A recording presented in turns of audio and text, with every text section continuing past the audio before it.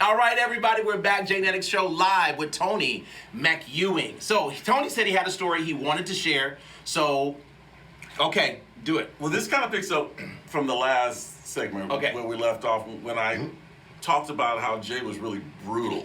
And how he completely changed once he got into a gym. It was like, you know, this wonderfully charismatic, generous, incredibly kind person. And then he got into the gym. It was like Dr. Jekyll and Mr. Hyde. He got into the gym. It's like, who are you? Yes, yes. He was really brutal. Now he's found a way to actually, you know, put the two together and you know, has become the person I always knew he could be. Amen. But just to kind of give you an example of just how brutal he could be, I remember one particular training session. He worked me so hard that I felt like I kept feeling like I was going to throw up. And Jay's reaction was, well, there's a trash bucket. I forgot about that. Oh my God. If you throw up, we're going to have you throw up in the trash bucket and you're going to keep Finish your set. I love it. I remember that. Oh my God. I will say this. I did not throw up. Come on, Tony. But after one particularly hard set, I just felt like I could not go any further. And after that set, I literally dropped to the floor. Yes, he did. I mean, I was just on the floor. Yes.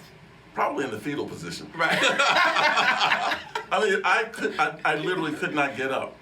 Now, Jay was not the type to put his gym bag in a locker. He would not put it in a locker. To this day. Even though the gym rules said you weren't supposed to carry your bag out on the floor, he carried his with him. All day. He would not put it in the locker. So when he saw me on the floor, immobilized, unable to move, he looked at me, he walked over, picked up his gym bag, he steps over me, and he says, I'll see you over here.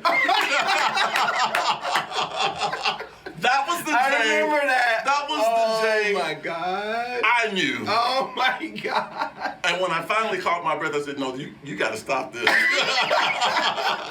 You got to change, brother. Oh my God. I get it. You can do this with me. Right, and you can pull this on me because you think I can handle it. But when you start training other people, you can't do that. I never will forget that story. I love that. Well, this is what I want to say because there's so many people listening, and so many, and you guys, we never get a chance to do this. I mean, like literally, never get a chance to do it. Tony McEWING goes to bed at what time?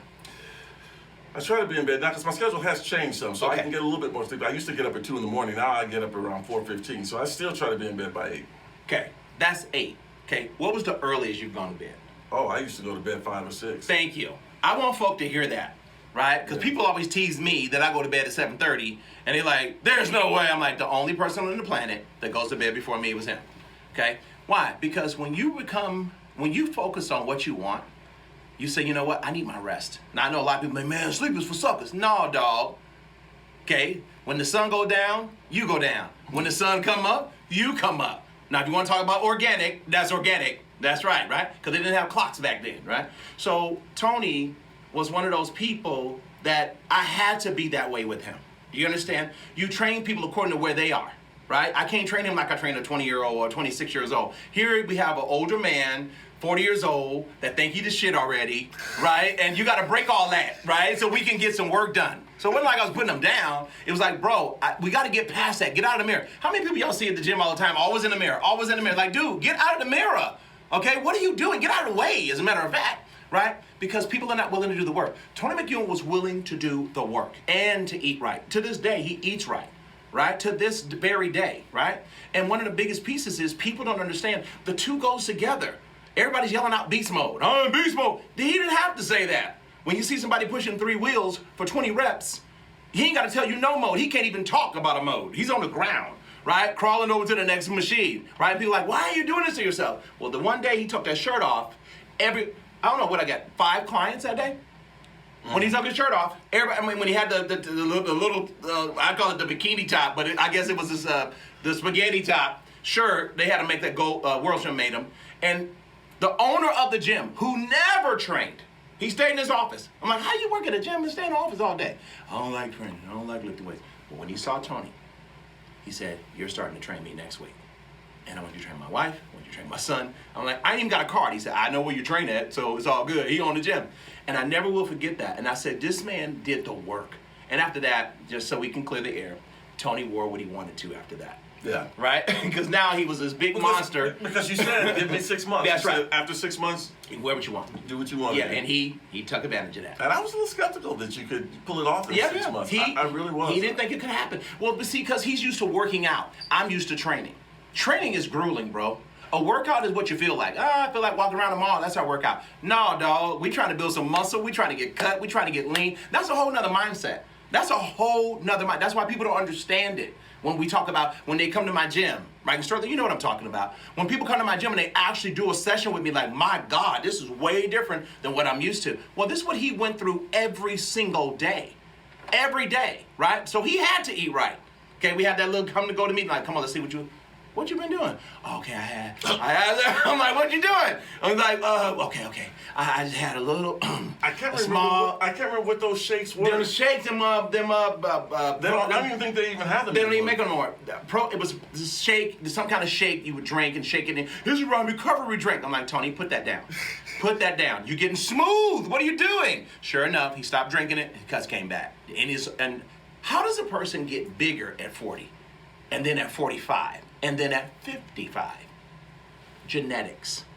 Like, no, not JNETICS, but genetics, okay? Not everybody can do that at 55, put on mass and an upper chest. I mean, he like a monster, right? But a nice, beautiful monster, right? And then he told me one day, he said, you know what? I never told you to slow down. I never told you to stop, but my suits ain't fitting. He said, I ain't trying to buy a new wardrobe, because you know I am about money. I'm like, I know, Tony, so just cut back on your water or something, okay? But just don't stop training. Well, that's one of the beautiful things about him, is not only that he likes to work, he likes to teach, and also he is a teacher down at the Mission. Midnight Mission. Midnight Mission. So just so we get this clear, he ain't just a dude, right? He taught, how many years down there, Tony? Ooh, Was it 10? No. 15? It's almost 20. Almost, wow. At the Mission, okay, with the homeless people, and then he had mentees as well. Mm-hmm. He's a mentor himself, which is why I wanted people to hear this story about him and not just talk about our good old days. Mm-hmm. I want people to know who he is. He's not just this guy on Fox 11 News. When he leaves there, he gets to work. Believe it or not, he gets to work helping other people, encouraging other people. He had mentees that he used to introduce me to. I didn't even know what a mentee was. I'm like, what's that? So outside of there, he was schooling me. So this man, for him to go down and go to the Mission where the homeless are and then be a part of the program, teach down there. And what college did you go to, Tony? You graduated as well. Northwestern. Northwestern in, that's back in Mission. Back in Chicago. Yes, mm-hmm. Back in Chicago. Hi, Oprah. And the biggest piece is this man is educated, so he didn't have to do any of the things that he did, but it shows you his heart. It shows you where he is and where he stands, right? So one of the biggest things that I love about watching him mentor me silently, right? He gave back to me when I left the building. He said, man, look, you want to train 10 people, you want to train 10,000. Or you want to train 100,000. There's some things you're going to have to adjust to do it. You can't do people like you do me. So it taught me a big lesson, right? But it taught me, he was preparing me for later. So you got to learn to listen. So many times we don't listen to mentors, right? I love my teacher when he said, friends accept you where you are. Your mentor loves you too much to leave you there. Right? I'm not going to leave you there, right? I'm not going to leave him there. That's why I was protective of him, because he's a kind person. He would talk to anybody. People wanted a picture. They would take a picture. I'm like, what are y'all doing? I'm here at work. He was here 10 minutes. Why didn't y'all do this then? Not on my dime. Move. Get it back. No, stop. But I don't care. He's 9 years old. Put him in the thing. We'll see him on the way out. Why? Because we had work to do. And plus, Tony only had a window of time. I mean, he literally had a window. He had to go, right? And that's when he was working like crazy back then. You had like a crazy schedule. Like literally, he left the gym, went home, took a shower, went to bed. I mean, that was it. That was every single day. So I didn't have a lot of time, and I'm like, these people don't know that, but they're interrupting my work. And plus, if I don't show up like I'm supposed to on his behalf, he's gonna be like, well, there's another person to fail me, right? And I did not want that to be his experience. I want his experience to be, you know what, this brother said it, and he did it, right? And that's how it worked from there, okay? So there's people listening that may or may not have mentors in their life. There's people listening that may or may not have people in their life. Get somebody, right? Be one yourself. How good does it feel to be at the LA Mission where they're feeding, 1,000 people a month down there? It's phenomenal. It's a blessing. And I tell them every time I go down to teach my class, I say, you guys think I'm here to bless you, but and I'm glad you see it that way, but you guys have no idea how much you bless me. Amen. Just allowing me yes. to come here yes. and participate in your lives. There it is. And in your rehabilitation and getting back. Yes. And the society. way the program works is, you know, if you are on alcohol or drugs, you have to complete the program first, and then you can stay in the program. When you start messing up, then you're tossed out, right? But they want to welcome you in. So they got the best teachers. I mean, they're looking at him like, what are you talking about? You don't even have to be here, right? We would have to get somebody else. This man has dedicated not 5 years, not show up when the camera's around, not just show up when it's holidays. No, I'm here all 22 years. Excuse me, I'm not leaving. Okay, he's a staple down at the mission, and a lot of people don't know that. Okay, so I want to make sure that we don't let this interview go by without people knowing who you are, bro.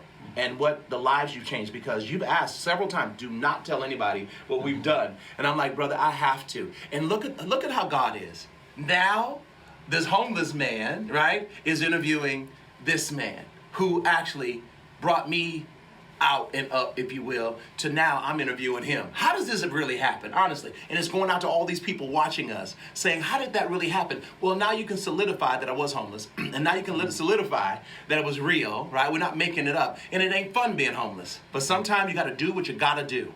Well, thank God for people like Tony McEWING. We're gonna close with that. Tony, if you got anything you want to throw out to people doing? You know, you've said it all, and, you know, thank God, because, you know, that's everything to me. You know, I'm a man of faith.